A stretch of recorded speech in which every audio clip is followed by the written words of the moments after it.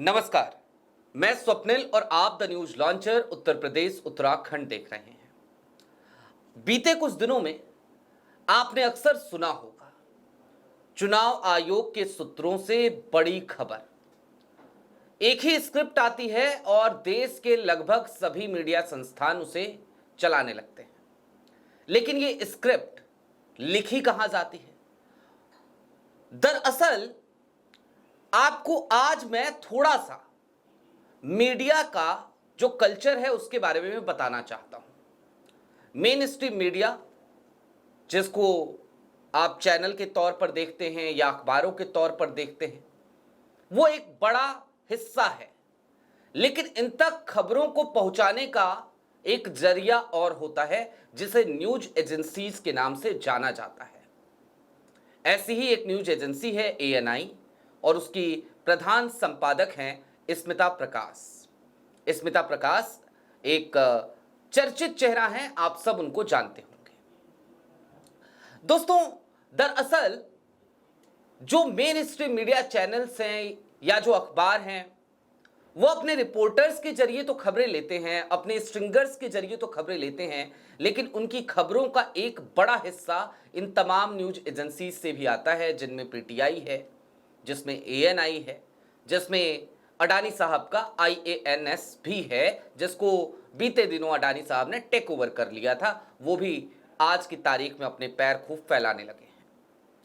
अब उसी ANI agency को लेकर, स्मिता प्रकाश को लेकर और साथ ही साथ चुनाव आयोग के सूत्रों को लेकर एक बड़ी खबर है। और शुरुआत कहां से करें, तो चलिए एक सवाल से शुरुआत करते हैं। क्या ANI न्यूज एजेंसी वो चुनाव आयोग का प्रवक्ता बनने लगी थी? क्या ANI न्यूज एजेंसी चुनाव आयोग द्वारा जो पब्लिक डोमेन में तथ्य रखे जाते उससे इतर भी कुछ बताने लगी थी? क्या वो चुनाव आयोग का प्रवक्ता बनकर विपक्ष के आरोपों का खंडन करने लगी थी और बढ़ा चढ़ाकर कुछ बातें करने लगी थी? एक कहावत है ना, तिल का ताड़ बनाना। क्या ऐसा कर रही थी क्या ANI? और अगर कर रही थी तो अब क्या हो गया, जिसकी वजह से हम आपको एक खबर बताने जा रहे हैं। ये खबर लखनऊ से आई। एक बेहद चर्चित IPS अफसर रहे। उन्होंने अपने घर के नाम के आगे नेम प्लेट पर लिख दिया था जबरिया रिटायर्ड IPS। अब ये जो जबरिया रिटायर्ड IPS हैं, आप नाम समझ गए होंगे। नाम है अमिताभ ठाकुर। अमिताभ ठाकुर उन लोगों में से हैं जो लोकतंत्र की लड़ाई लड़ने के लिए जाने जाते हैं। उन लोगों में से हैं जो संविधान की रक्षा करने के लिए हमेशा अड़े रहते हैं, भिड़ जाते हैं।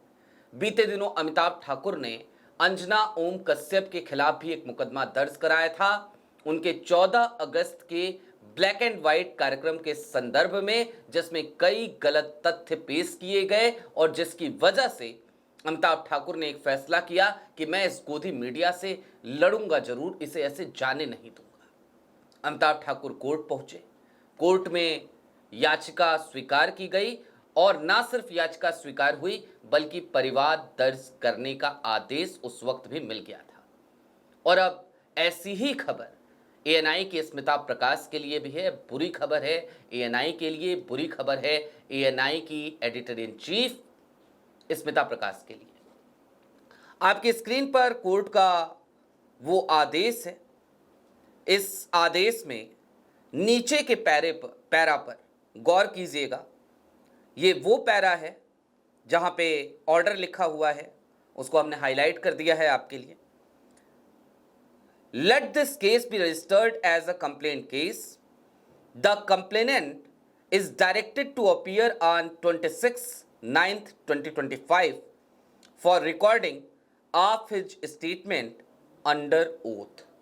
26 सितंबर 2025 की तारीख मिली है अमिताभ ठाकुर को, आज से 6 दिन बाद की, जब कोर्ट ने इस कंप्लेन को स्वीकार किया है, केस दर्ज करने का आदेश दे दिया है और कहा है कि अमिताभ जी आप 26 तारीख को आ जाइए, आकर के अपना स्टेटमेंट दर्ज कराइए।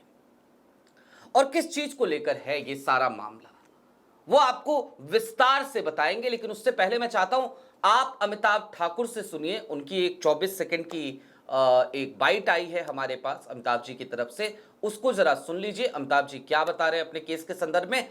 फिर हम इस बात को जरा और विस्तार से रेखांकित करेंगे कि आज की तारीख में अमिताभ ठाकुर को बार बार इस मेन स्ट्रीम मीडिया के खिलाफ कोर्ट क्यों जाना पड़ रहा है। सुनिए पहले अमिताभ ठाकुर को। चुनाव आयोग से संबंधित समाचारों के प्रसारण में गंभीर अनियमितताओं के संबंध में मेरे द्वारा प्रस्तुत प्रार्थना पत्र को प्राथमिक स्तर पर स्वीकार कर लखनऊ की एक अदालत ने परिवाद दर्ज करते हुए मुझे 26 सितंबर 2025 को अपना बयान अंकित कराने के निर्देश दिए हैं।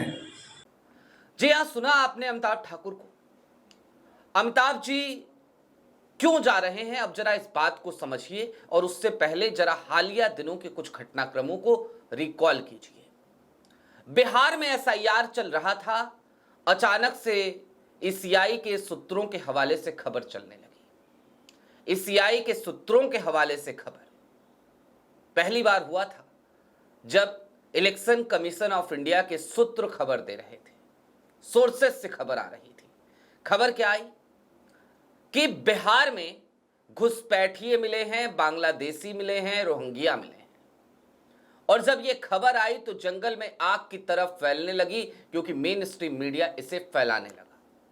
लेकिन एसआईआर में जब चुनाव आयोग का फाइनल डेटा आया बिहार का, तो उसमें कहीं पर भी किसी भी घुसपैठिए का कोई जिक्र नहीं था, कहीं जिक्र नहीं था।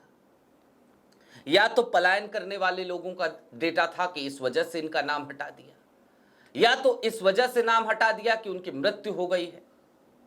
जो लाखों की तादाद में, 55 लाख की तादाद में जो नाम हटाए गए थे, उनको लेकर ईसीआई ने यही कहा। तो फिर ये सूत्रों के हवाले से घुसपैठियों की खबर कहां से गढ़ी गई।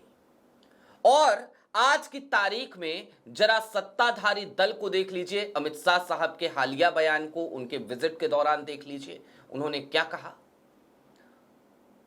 अमिताभ ठाकुर को कहीं ना कहीं इन्हीं मजबूरियों में बार बार कोर्ट का दरवाजा खटखटाना पड़ रहा है। अमित शाह साहब ने कहा कि विपक्ष घुसपैठियों को मतदाता बनाने की कवायद में लगा है, यह घुसपैठिया बचाओ यात्रा है। क्यों कह पाए वो? और झारखंड में चुनाव हो या फिर कि बिहार में चुनाव हो, ये घुसपैठिया घुसपैठिया क्यों चिल्लाने लगते हैं? ये सत्ताधारी दल है, भारतीय जनता पार्टी की सरकार है, गृह मंत्री कोई और नहीं, खुद अमित शाह हैं।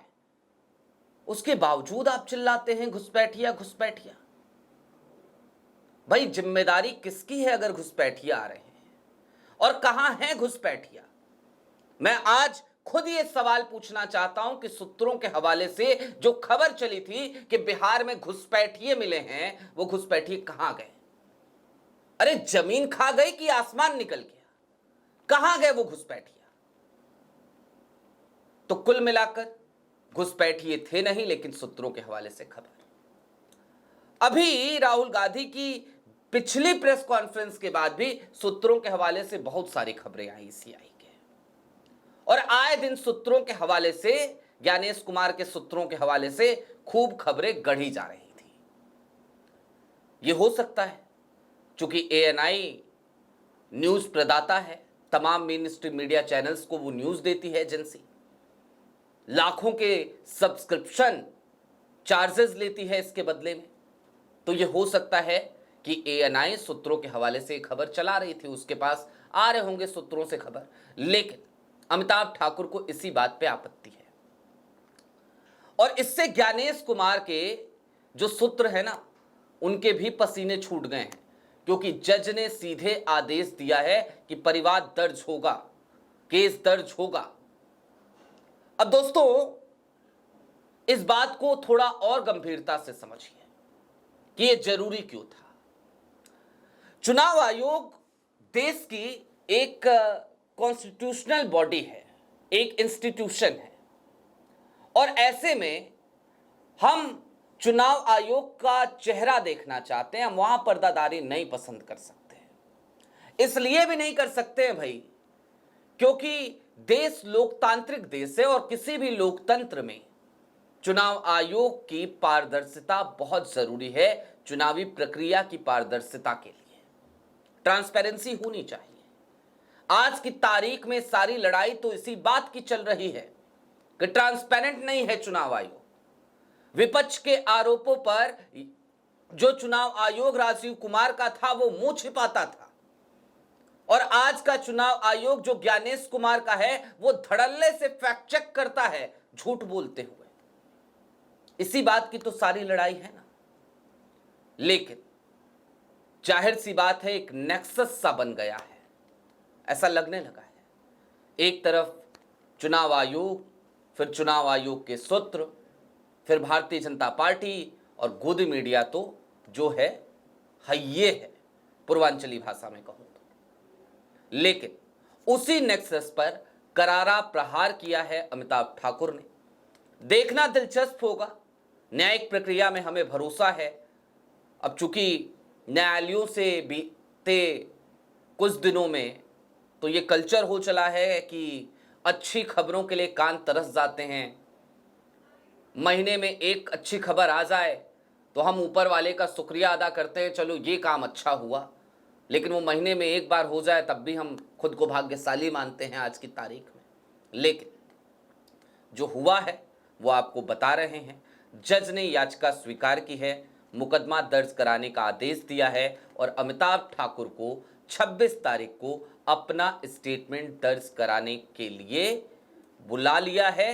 कुल मिलाकर इसे इस तरीके से समझिए, अगर कॉन्क्लूड करें कि एएनआई की मुश्किलें, स्मिता प्रकाश की मुश्किलें बढ़ गई हैं, ज्ञानेश कुमार के सूत्रों के पसीने छूट गए हैं और सूत्रों के नाम पर, सोर्सेज के नाम पर जो खेल चल रहा था, अब वो खेल ऐसा लगता है इस मुकदमे के बाद बंद हो सकता है, जो देश की लोकतांत्रिक व्यवस्था के लिए बेहद जरूरी है। धन्यवाद अमिताभ ठाकुर जी का भी कि उन्होंने एक नई लड़ाई मोल ले ली है देश की लोकतांत्रिक व्यवस्था के लिए। गोदी मीडिया से पहले अंजना ओम कश्यप के झूठे फैक्ट्स पर उन्होंने मुकदमा कराया उनके प्रोग्राम के लिए, और अब एएनआई के स्मिता प्रकाश पर। आपकी क्या राय है कमेंट बॉक्स में हमें जरूर बताइएगा। अभी के लिए दीजिए इजाजत। द न्यूज लॉन्चर पर आपसे मुलाकात होती रहती है।